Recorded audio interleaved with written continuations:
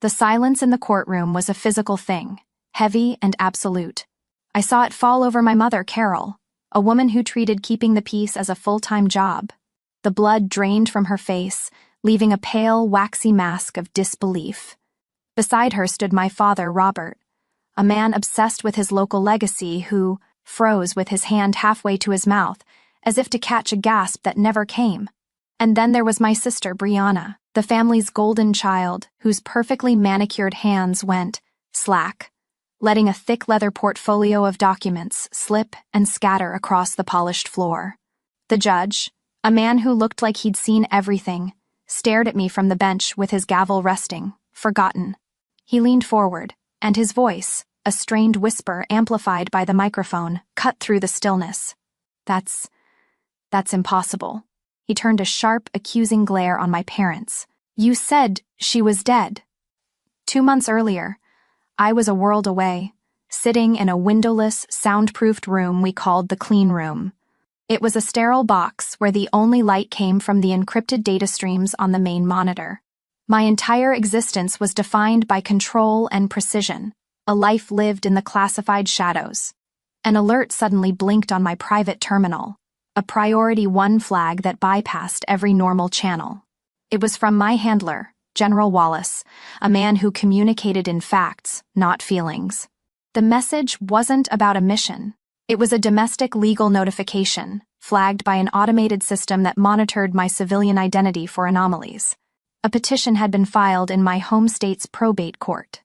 A petition to have me, Alexandra Jensen, declared legally dead. I read the names of the petitioners over and over again, the words blurring on the screen. Robert and Carol Jensen.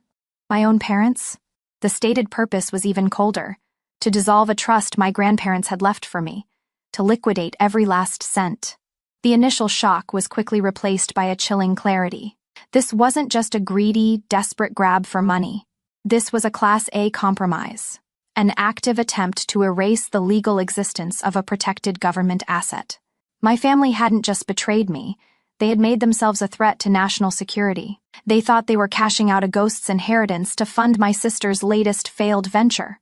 They had no idea they had just tripped a national security wire and put themselves on the radar of a 3-star general. To understand the reckoning that was coming, you have to understand the 2 lives they forced me to live.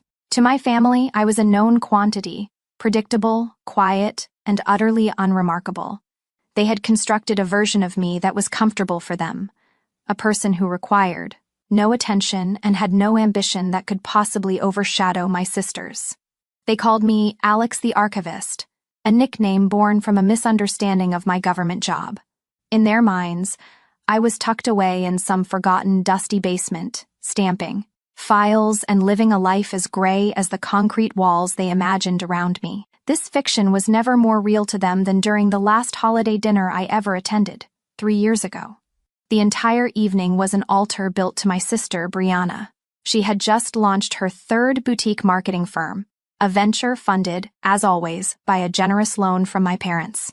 My father, a retired city councilman who still basked in the glow of his minor local celebrity, stood to make a toast. His voice boomed across the table, celebrating Brianna's unflinching ambition and entrepreneurial spirit. I watched him, and in that moment, I didn't just see the toast. I saw the coding camp he called a waste of money, the debate club trophy he'd put in a spare room, the years of academic achievements that were met with a polite, vacant smile. When the applause for Brianna died down, I made a quiet attempt to connect. I mentioned that I'd been awarded a highly competitive postdoctoral fellowship in advanced cryptology. My father simply patted my hand, a gesture of pure dismissal. "That's nice, honey," he said, his eyes already scanning the room for someone more important to talk to. "More time in the library for you." That was their reality. In that world, I was a footnote. The truth, however, was a world away, and it wasn't gray or dusty at all. It was lived in the silent, humming nerve centers of national security. I was not an archivist. I am a ghost network operative for the Defense Intelligence Agency. My call sign is Spectre, and my specialty is hunting threats in the digital dark. Threats that could cripple the country before anyone even knew they were under attack. The contrast was a dizzying gulf that I lived in every single day. One evening, I was being condescended to about libraries. The next, I was the lead analyst in a command hub, the only calm voice in a room on the verge of chaos. An alarm was screaming through the system. A zero-day exploit of unknown origin was tearing through our naval navigation systems, a ghost in the machine threatening to turn our own fleet blind. The air was thick with tension, but for me, that's when the world slows down. The noise fades, and all I see is the data. It's a polymorphic payload, I said, my voice steady over the comm system. The team looked to me, their faces illuminated by the glow of their monitors. It's rewriting its own signature every time we try to isolate it. We can't chase it. We have to cut it off. I took a breath, the weight of the decision settling on me. I'm recommending a full network state revert. We roll the entire system back to the last clean snapshot. Authorization Spectre, 7. There was a beat of silence, the kind where you can feel a dozen careers hanging in the balance. Then the commanding officer on duty, General Wallace, a grizzled, brilliant commander who valued competence over pedigree, gave a curt nod. His voice came through my earpiece, calm and decisive. Execute, Spectre. The command was given, the protocol was run, and the threat was neutralized. Afterwards, the general found me by the coffee station. He just looked at me for a moment and said, "Good work, Spectre. You just saved the fleet." That was my other life. A world of immense responsibility and quiet, earned respect. The validation I received in that single sentence was more than my family had given me in my entire life. I thought of a phone call I'd had with my mother years before, when I gently questioned why they were mortgaging their house to fund another one of Brianna's doomed ventures while I was still paying off student loans. Her answer had been soft, patient, and utterly devastating. "Brianna is just so present, Alex," she'd explained, as if I were a distant relative. "Her business needs are tangible, right here in front of us. You're so independent you never ask for anything. We just assume you're fine."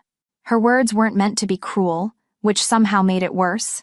My strength, my self-sufficiency, had rendered me invisible. They didn't have to worry about me, so they simply didn't. For years, I accepted that they would never understand my world. But by trying to declare me dead, they weren't just disrespecting my life, they were trying to erase it. They only understood the language of the law, of official documents and pronouncements, so I decided it was time to speak to them in the only language they would ever truly comprehend. The emotional part of me, the part that was still a daughter and a sister, wanted to scream.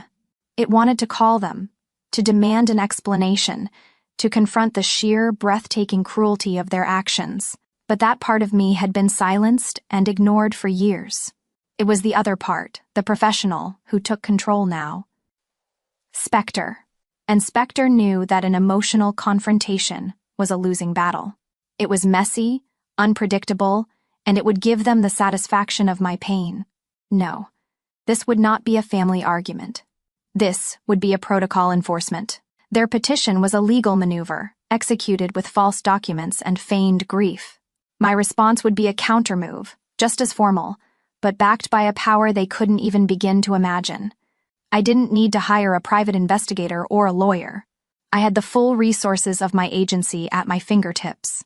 I tasked our legal liaison to pull the complete probate court filing, a simple request that was fulfilled within the hour. On my secure tablet, I scrolled through the documents, my face impassive.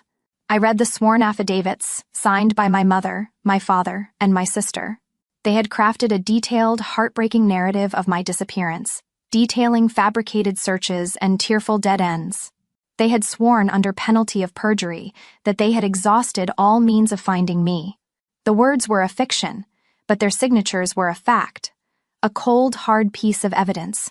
That was all I needed. I presented the entire file to General Wallace. He read through it in silence, his expression hardening with every page. When he was done, he looked up at me, and his anger was a quiet, controlled fire. It wasn't just for me. It was fury at the sheer recklessness of their actions, the way they had blindly, stumbled into a world of shadows, and risked exposing a protected asset for something as trivial as money. He didn't hesitate. He authorized what we came to call Operation Homecoming, a formal protocol for just this kind of situation. The plan was brutally simple: a 3-step surgical strike. First, we would not contest the hearing. We would let them walk into that courtroom and commit to their lies in front of a judge. Second, my official reactivation directive would be couriered to the courthouse under federal seal, timed to arrive at the precise moment before the judge's final signature.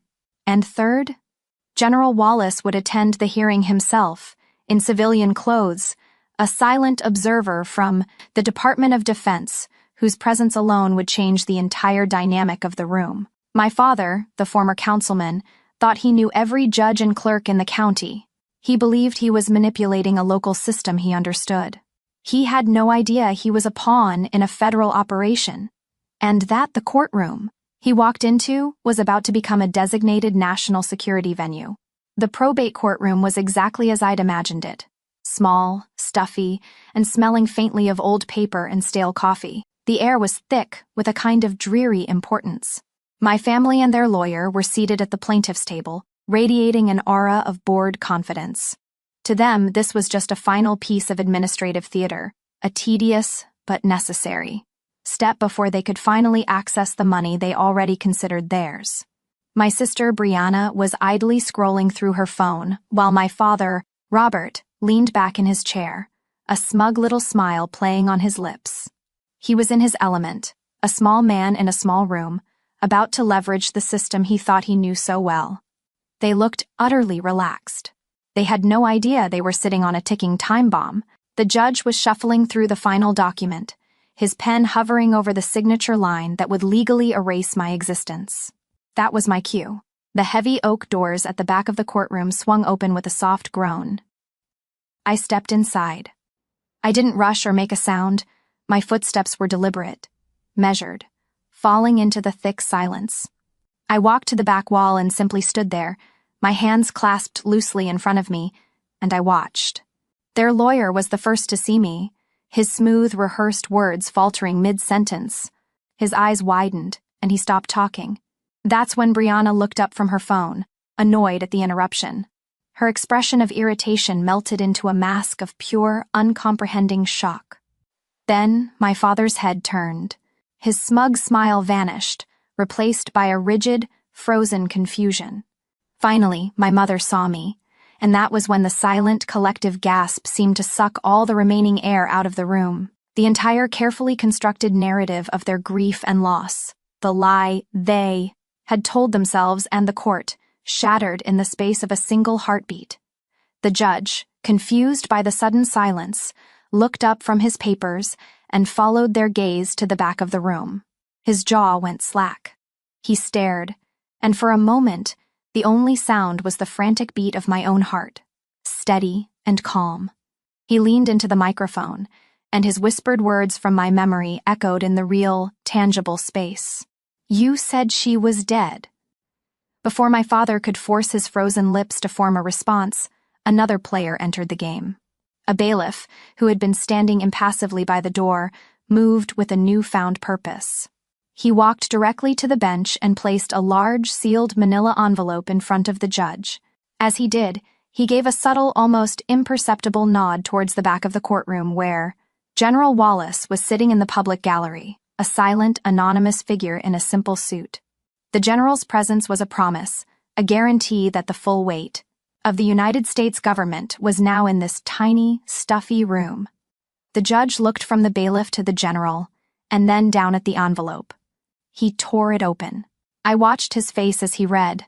I saw the flicker of confusion turn into dawning comprehension, and then into something else entirely. A deep, profound gravity. He was no longer just a local probate judge dealing with a family squabble. He was an officer of the court who had just been handed a federal directive. He carefully placed the document down on his desk, squared his shoulders, and when he looked up, his demeanor was transformed. His voice, when he spoke, was no longer tired or quiet.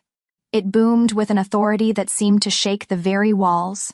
"This hearing is suspended," he declared, his eyes locked on my family. "Effective immediately. A federal investigation is now pending into potential felony perjury, conspiracy to commit fraud, and the compromising of a protected government asset." Each word was a hammer blow. Perjury. Fraud. My father flinched as if he'd been physically struck. Brianna's face was a mess of tears and terror. The judge wasn't finished. "Your signed affidavits have been entered as evidence in that investigation. You will surrender your phones and your passports to the U.S. Marshals who are waiting for you outside this courtroom." As if on cue, two tall, stern-faced individuals in dark suits stepped through the doors behind me. The trap was sprung. The escape routes were gone. My family was cornered by a power they had never even known existed. The judge then turned his gaze to me, his expression softening with a deference that was utterly foreign in that place. His voice was quiet again, but now it held respect. "Ma'am," he said, "your transport is here?" My family spent my whole life dismissing my existence. In the end, it only took one sealed envelope and 5 words: protected, government asset, for them to finally understand how much I mattered. I didn't look back. I heard the commotion behind me as the courtroom doors swung shut, a muffled sound of panicked voices and the firm, low tones of the marshals. But I kept walking. My footsteps echoed in the empty marble hallway, each one carrying me further away from the wreckage of the life I'd been born into and back toward the one I had built. A security detail was waiting for me at the bottom of the steps. 2 quiet professionals whose presence was both a comfort and a stark reminder of the world I actually belonged to. They opened the door to a black sedan, and as I slid inside, I knew I was leaving the rest to a different kind of system, the cold, impartial machinery of federal justice. My family had made their choices. Now, the consequences would simply unspool without any further input from me. 1 year later, the stale air of that courtroom was a distant, faded memory. I stood in a state-of-the-art briefing room, a vast holographic map of global data traffic glowing in the low light before me. I was no longer just an operative. I was section chief, leading my own cyber intelligence unit. The faces looking back at me were not family by blood, but they were my team, a collection of the brightest, most dedicated minds I had ever known. They didn't know me as Alex the archivist, the quiet, overlooked daughter. They knew me as Spectre. They respected me for my decisions under pressure, for my ability to see patterns in the chaos, and for the quiet confidence I had in them. This was my real family, a community forged not by obligation or accident of birth, but by mutual trust and a shared silent duty. Here, respect was the baseline, and competence was the only currency that mattered. The news about my parents and sister came through official channels, a dry summary in a legal report. They had managed to avoid prison time. Their lawyer had argued for leniency, based on their clean records and my father's past community service. But the consequences were still absolute. They were hit with staggering fines that wiped them out financially, and each of them now had a felony fraud conviction on their permanent record. My father's public reputation, the thing he had spent his entire life curating, was utterly destroyed overnight. The trust fund my grandparents had established, the very thing that had triggered this whole catastrophe, was released entirely to my control. For a while, I wasn't sure what to do with it. The money felt tainted by their greed. Then I realized I had an opportunity, not to reward myself, but to reclaim a legacy. I used the entire fund to establish the Jensen Grant for Ethical Technology, an endowment to support young, brilliant minds who wanted to use their skills to protect people, not exploit them. I was taking my family name, which my parents had tarnished with their actions, and attaching it to something good, something that would honor the memory of the grandparents who had truly believed in me. It was a final, quiet correction of the record, done on my own terms. My legacy would not be defined by their choices. It would be defined by mine. One evening, while reviewing a threat assessment report, an email notification popped up on my screen. The sender's name made my breath catch for just a second, Brianna. The message was short, a pathetic little masterpiece of manipulation. "Alex," it read, You were always the smart one. I know you'll do the right thing. There was no apology, no acknowledgement of what they'd done. Just a link to a crowdfunding page for her legal fees. I stared at the words, and I waited to feel something. Anger, pity, a ghost of old resentment. But there was nothing. Just a profound and peaceful emptiness. The emotional hold they'd had on me for decades was finally completely gone. I didn't reply. I didn't even hesitate. I simply moved my cursor over the message and clicked delete. My peace was my own, and it was no longer for sale. My family tried to declare me dead to claim a legacy they hadn't earned. I had to become a ghost in their world to learn that a true legacy isn't what people say about you when you're gone. It's what your actions protect while you're still here. If you've ever had to prove your worth to people who refuse to see it, share your story below. In this community, your expertise is always recognized.